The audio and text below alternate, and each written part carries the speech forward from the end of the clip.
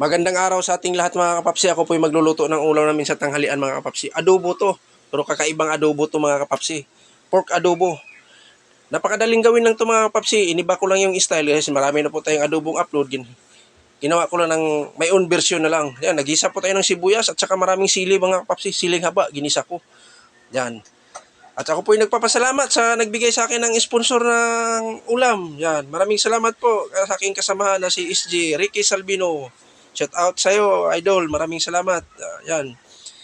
Papakita ko sa'yo kung paano ko ginawa ang iyong binigay mo sa aking ulam kagabi. Yan. Iniba ko lang yung version. Dahil luto na po yan, tinimplahan ko uli at binago ko yung style para maiba naman. Yan. Adobong may talong. Kakaiba to mga kapapsi. Adobo na may talong pa. Sigurado na naman si kapapsi nito. Extra rice na naman tayo nito. Yan. Timplado na yan lahat mga kapapsi. Hindi ko na pinapakita sa inyo para hindi kayo mainip sa aking video. Napakasimple lang yan pero napakasarap. Yan, no? Ilagay tayo ng kunting kamatis dahil medyo pangpaganda ng kulay niya. Saka paminta. Ilagay tayo ng 2 balot na pamintang durog. Yan. Ibahin lang natin yung style niya mga kapapsi. Yung adobo na yan, luto na yan. Iniba ko na lang. Yan. Yan po aking ulam sa tanghalian mga kapapsi. Yan.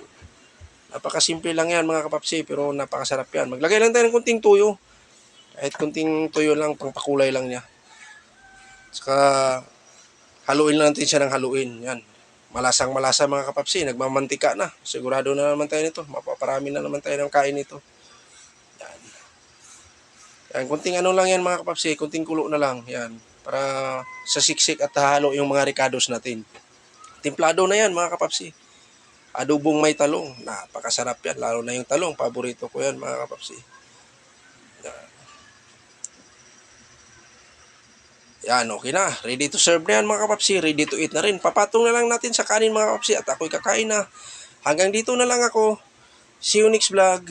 Thank you for watching mga kapapsi. Update ko lang sa inyo. Yan ang aking recipe. Adobong may talong. Yan.